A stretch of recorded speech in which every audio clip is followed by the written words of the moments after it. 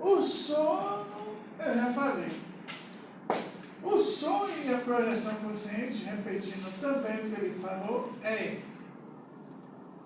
você sonha, é o que é chamado de sono ou de sonho onírico. Em suas representações, que tem aquela questão de figuras, que tem aquela questão de animais, é o que se chama de sonho onírico. Quando se vem a questão da projeção consciente, porque realmente não existe sonho lúcido, existe sonho. E aí a projeção consciente é quando você sai, que você vê se movimentar, que é que você vê que você está conversando com alguém, você lembra do que você está falando no momento que você está dormindo. Então você diz assim, morri? Não, morreu. Você está vivo. Tanto se você desencarnar, quanto se você estiver sonhando. Então, você está fora do corpo. Por isso que é chamado de projeção consciente. Mas, quando a gente vai tratar de Jung foi um psiquiatra suíço, ele vai falar no artigo, todo mundo leu o artigo? Todos leram? A gente vê que lá ele trata de uma questão tanto exterior quanto interior. Então, quando ele vai tratar esse processo, é a questão do adoecimento. Enquanto Freud fala do adoecimento total da pessoa, que é aquela que sonha e que está com seus processos para serem resolvidos, aqui Jung fala que o processo é uma questão de alteração de consciência. Então, quando se altera essa consciência, eu sei que aquilo que está sendo representado é uma coisa que vem da minha própria vida. Então eu preciso entender que as faces da vida com respeito ao exterior e interior, eu tenho a minha família, o meu trabalho, a sociedade. Então o que você sonhou é um trabalho. Está relacionado a alguma coisa que está dentro de você, é o que você está vivenciando e que isso é trazido para você, para que você interprete. Então, o que lhe faz sentido no momento que você sonhou com o seu trabalho? É uma questão que está sendo trazida para você pensar. Então, Jung fala também do interior, é a essência. Então, aquilo que eu estou, por exemplo, sonhei que estava caminhando em algum lugar sem saber aonde eu estava indo, ou caminhando para algum lugar e aí eu não sabia porque aquele lugar onde eu caminhava era o lugar do meu passado. Você está se encontrando, você está procurando seguir um caminho que você precisa, mas você vai encontrar o lugar certo, não é morrendo, não é desencarnando. É simplesmente você seguindo o caminho que você está ali vivenciando. E aí vai refletir, peraí, por que eu estou me achando perdida? Por que eu estou me achando perdido? Por que eu estou visualizando sempre o mesmo local, a mesma coisa? O que está no meu inconsciente? Porque enquanto ele fala de inconsciente, ele também fala do inconsciente coletivo. Família, trabalho e sociedade. Então tem que ver o que é que aquilo me representa enquanto pessoa. Enquanto ser, então a essência é o que você vê em você, e o exterior é o que você vê em você, junto com aquelas pessoas, junto com a sociedade, junto com a família, junto com o trabalho. Se isso aqui está desregulado e você não consegue manter um elo com esses 3 pontos, você está doente. Aí vem o adoecimento. Então a pessoa precisa estar regulada como família, trabalho e sociedade. Ah, mas é por causa do dinheiro, que eu não tenho trabalho, eu não tenho isso. Não, não é isso. É o contato com as pessoas, a vivência, a consequência do dinheiro. E a família, quando diz fulano, é uma ovelha negra. E tem 2 sentidos, né? A pessoa ruim ou a pessoa mais inteligente da família, aquela que joga a ordem, bota tudo no eixo. Eu vou mais pela segunda do que pela primeira. Né? Então, se é um desrespeito em relação a isso aqui, essas frases acontecem ao adoecimento do sujeito. Eu falei, é inconsciente coletivo, pessoal e consciente. Então eu preciso me entender quanto pessoa e quanto ser social. Por que na psicologia sempre se fala na questão do ambiente? Porque é o ambiente que modifica o sujeito. Não é o sujeito que modifica o ambiente. Então, se eu tenho essa condição, eu me torno mais consciente do que está acontecendo comigo. E aí o processo psicoterapêutico em Jung, ele vê a clínica, a hermenêutica e a representação simbólica. O clínico todo mundo conhece. Terapeuta e paciente. A hermenêutica é a explicação. É a escrita. Quando aquilo dali vai ser interpretado. E a representação simbólica é o que a gente fala do símbolo. Então, Jung trabalha com arquétipo. O que seriam esses arquétipos? Seriam os símbolos. Quando eu vejo, por exemplo, um chocurei. Sonhei com chocurei. Se eu sonho com chocurei, eu vou dizer, não, eu sonhei com um símbolo tal e não sei o que isso me representa. Mas para todo mundo aqui, todo mundo sabe que aquilo está me indicando proteção. Que aquilo está me indicando alguma coisa. Olha, cuidado com isso aí, porque se mostrar no chocurei, é porque precisa de alguma outra intermediação. E aí, eu venho para a interpretação do sonho que eu falei lá. Sonho onírico e sonho e projeção consciente, né? Aí, o sonho onírico ele é embasado pelo inconsciente, pelas fantasias. Lembra aquela figurinha que apareceu no vídeo? Parecendo alguém ali, assustado, aquilo dali, vem da fantasia do sujeito, vem de Freud. Ele dizia que tudo era fantasia, que tudo inconsciente era tudo que fazia o sujeito adoecer, mas quando passava para o consciente,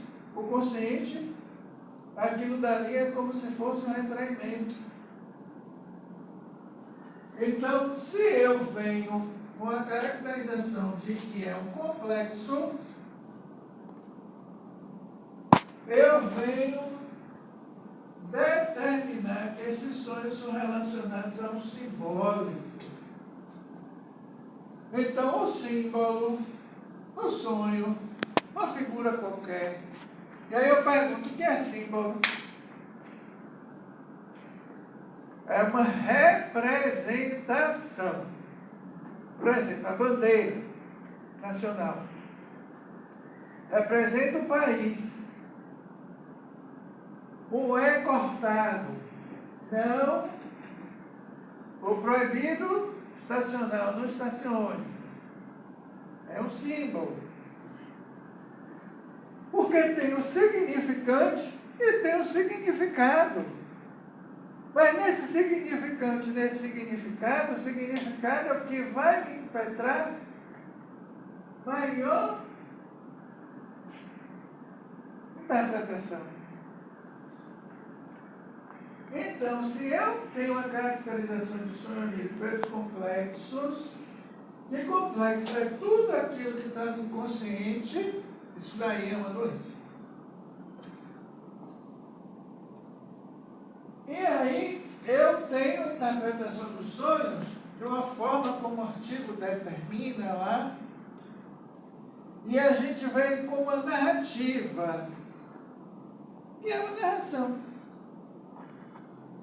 Então, na narração em português, né, a gente tem início, meio e fim.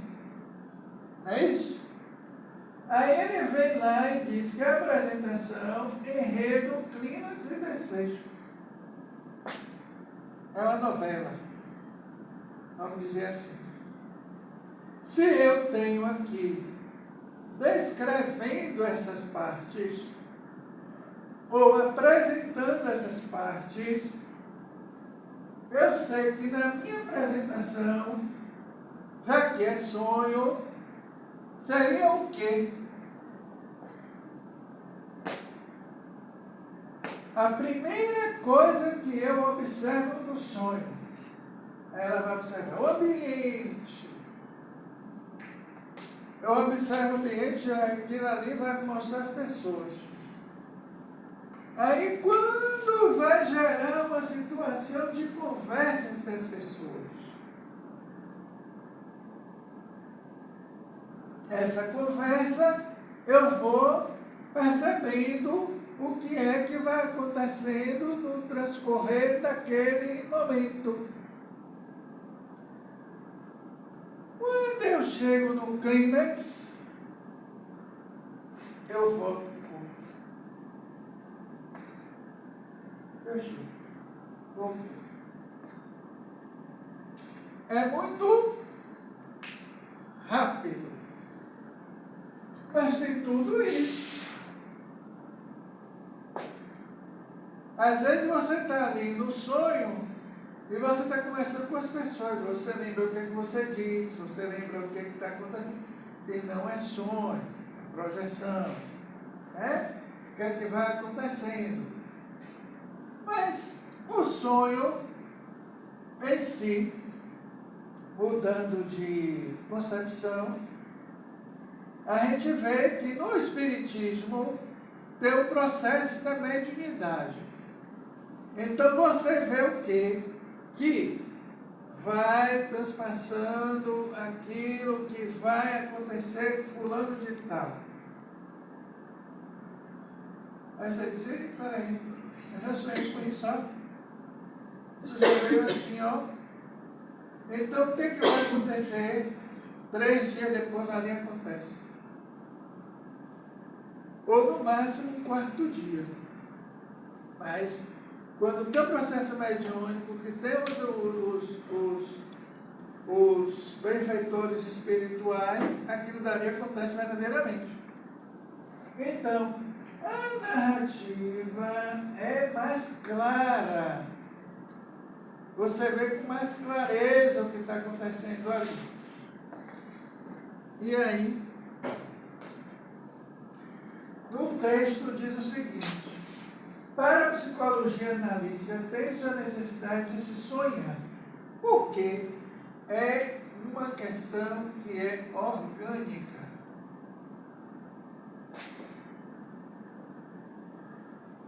É natural. Sair do corpo é natural. Como eu disse antes, nós somos seres espirituais. E somos, entre aspas, né? Dentro da biologia, somos seres superiores. Então, se somos seres superiores, tem sua normalidade em sonhar, pois mesmo que hajam situações psíquicas guardadas, complexos, precisam ser resolvidos ao longo do tempo. Então, se uma coisa vai se repetindo, vai se repetindo, vai se repetindo no sonho, você vai, por que isso está acontecendo? Por que eu estou sonhando com isso assim? Por que isso se repete? Aí você vai dizer, peraí, tem alguma coisa aqui que eu preciso lembrar daquele ambiente, que eu preciso lembrar daquele acontecimento, o que foi que me remeteu. Quando a pessoa, por exemplo, estiver falando muito em uma coisa na terapia, pode-se dizer que ela é complexo. Que ela vai repetindo, e diz, peraí, por que você está falando isso várias vezes? Você já parou para pensar nisso aí? Tem alguma coisa que lhe incomoda tanto que você vem repetindo na terapia? Aí é o complexo. Então, isso precisa ser resolvido. E só pode ser resolvido na psicoterapia.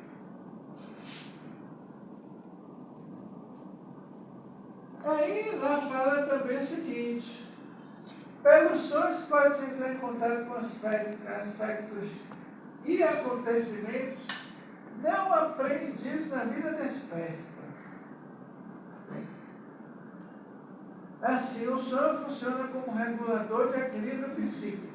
Então, para a psicologia analítica, sonhar faz bem. E lembrar do sonho, melhor ainda. Porque retrata-se uma coisa que eu preciso, mais do que nunca, resolver. Mas de maneira consciente e equilibrada. Enquanto Freud traz como complexos, como recalque, Jung não. Jung vem de maneira diferente e diz, espera aí, o que seria tal situação, eu vou ter que resolver porque eu preciso de um regulador, que é o equilíbrio psíquico, entre a relação do meu consciente e o meu inconsciente. Então, aquilo que vai aparecer para você no sonho se transformou no inconsciente. Aí você lembra, quando acorda, vem do consciente. Você regulou o sonho, equilibrou psiquicamente. E aí você tem condições suficientemente de resolver. Isto é, os sonhos apresentam aquilo que precisa de atenção de modo a ampliar maneiras como a vida é vivida, para além dos contratempos diários. Ela teve um sinal.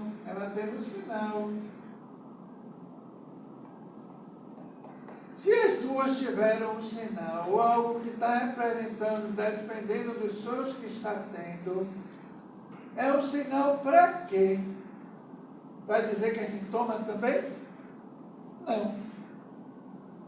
Então eu não vou dizer na psicologia analítica que isso é um sintoma.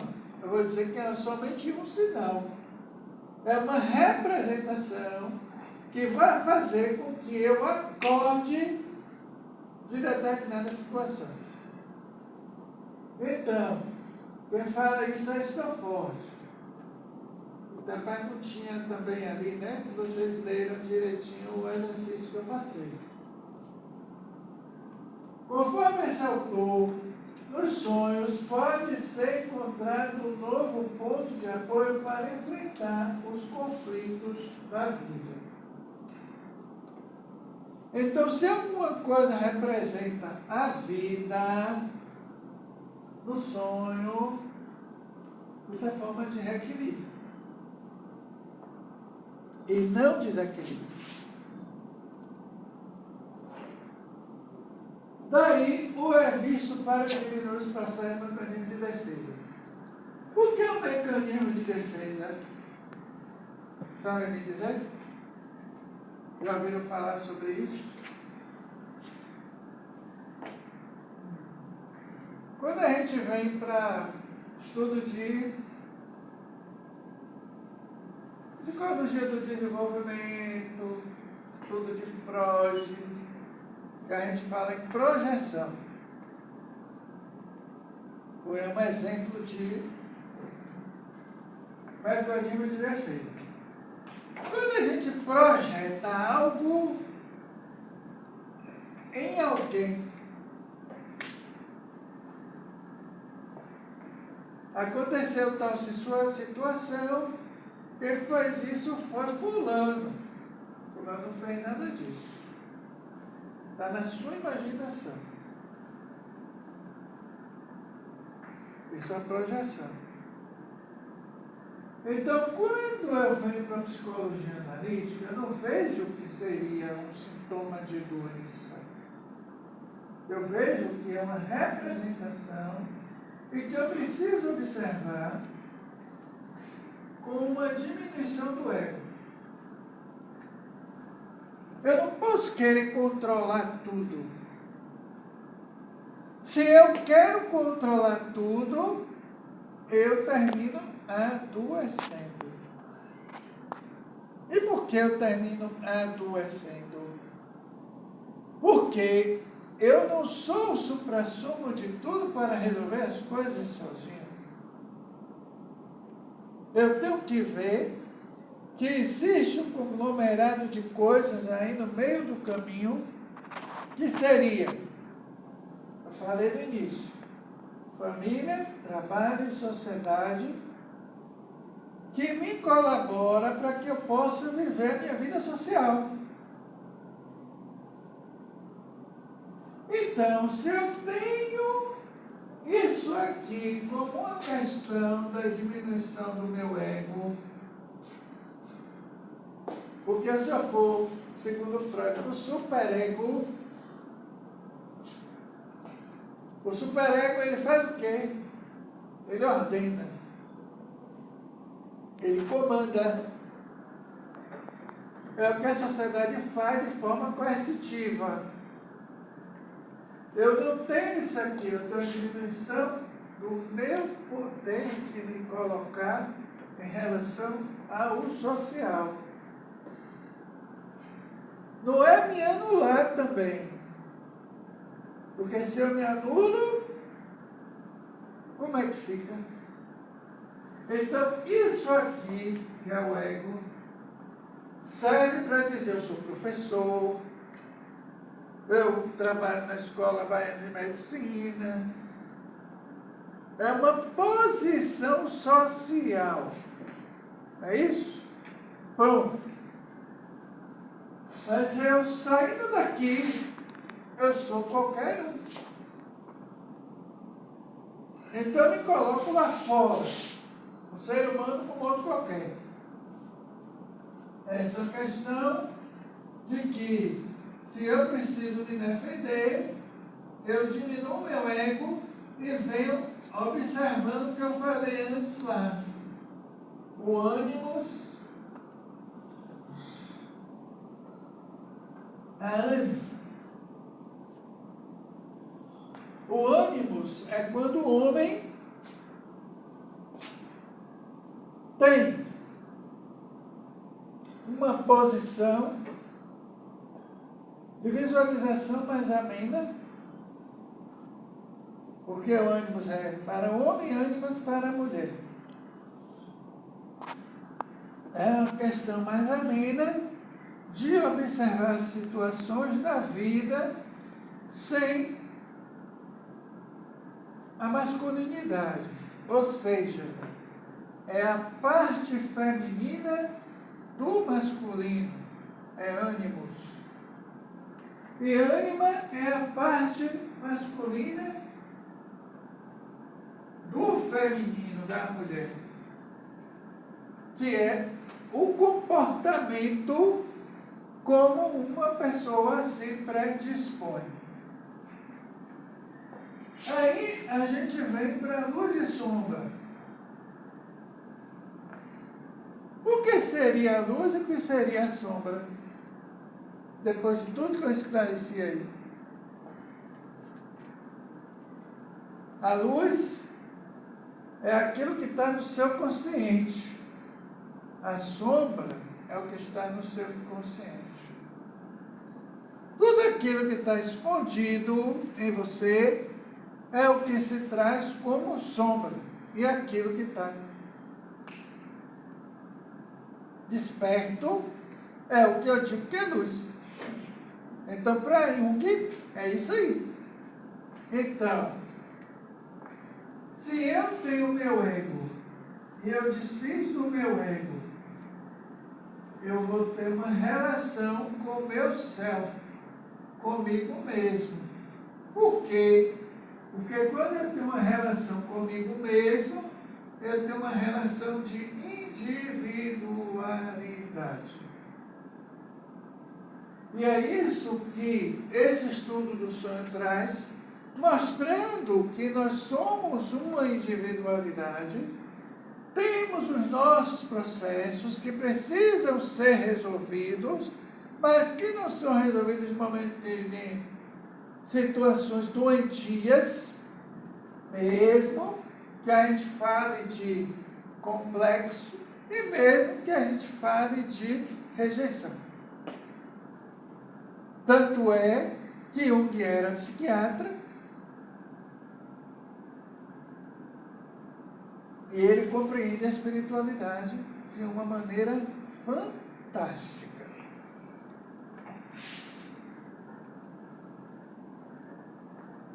E aí os símbolos.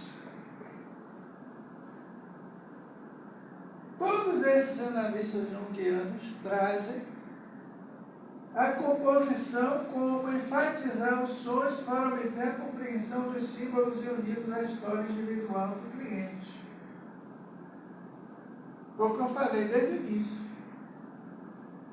O que representa para você no sonho qualquer elemento vai ser o principal para interpretar o seu sonho. Se eu ver um carro na minha frente no meu sonho, quer dizer que eu ganhei um carro. Ou eu vou ganhar um carro daqui a 2 dias. Mas se você não fez nada para ganhar aquele carro, não entrou em sorteio, não fez nada, qual seria a interpretação? Ah, meu carro, eu estava entrando no meu carro, ou eu estava para sair, para ir para o trabalho. Vai depender do contexto. O carro é um símbolo, que pode ser o seu transporte, ou é o seu transporte diário.